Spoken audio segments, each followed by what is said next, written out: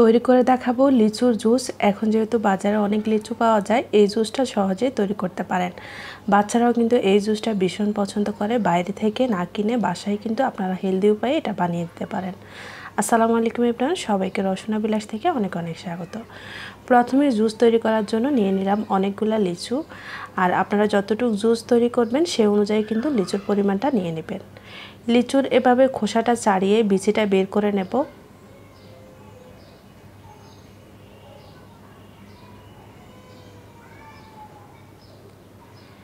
একইভাবে আমি সবগুলা লিচু থেকে কিন্তু বিচিটা বের করে নিয়েছি, আর এরকম এক বাটি পরিমাণ লিচু নিয়েছি।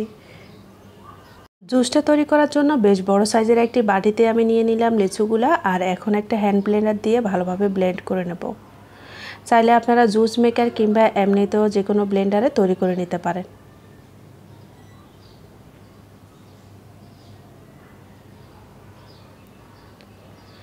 বেশ কিছুক্ষণ বিট করা হয়ে গেলে এখন অ্যাড করে দিচ্ছি 4 টেবিল চামচ পরিমাণ চিনি। এখনকার লিচুতে যেহেতু বেশ মিষ্টি থাকে, তাই চিনির পরিমাণটা বুঝে ব্যবহার করবেন।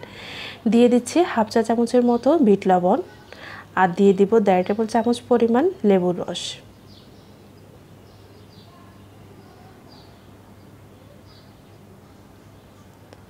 অ্যাড করে দিচ্ছি 3 কাপ পরিমাণ ঠান্ডা পানি। অবশ্যই ঠান্ডা পানিটা ব্যবহার করবেন, এই জুসটা কিন্তু ঠান্ডা ঠান্ডা খেতেই বেশি মজা। সব কিছু দিয়ে এখন ভালোভাবে ব্লেন্ড করে নেব। চাইলে কিন্তু এখানে কিছুটা পুদিনা পাতা ব্যবহার করতে পারেন। আমার বাচ্চারা কিন্তু এটা খুব একটা পছন্দ করে না, তাই আমি আর ব্যবহার করলাম না।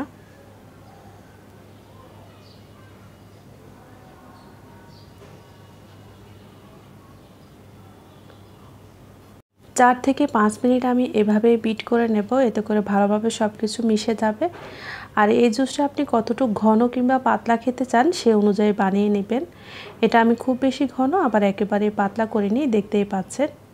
একটা চাকনিতে ভালোভাবে ছেঁকে নিয়ে তারপর আপনাদেরকে পরিবেশন করে দেখাচ্ছি। দেখতেই পাচ্ছেন এটা দেখতে কতটা ইয়ামি হয়েছে। বাচ্চারা কিন্তু এই জুসটা ভীষণ পছন্দ করে, আপনারা সহজেই বানিয়ে দিতে পারেন। রেসিপিটা ভালো লাগলে অবশ্যই চ্যানেলটি সাবস্ক্রাইব করে রাখবেন। ভালো থাকবেন সবাই, আল্লাহ হাফেজ।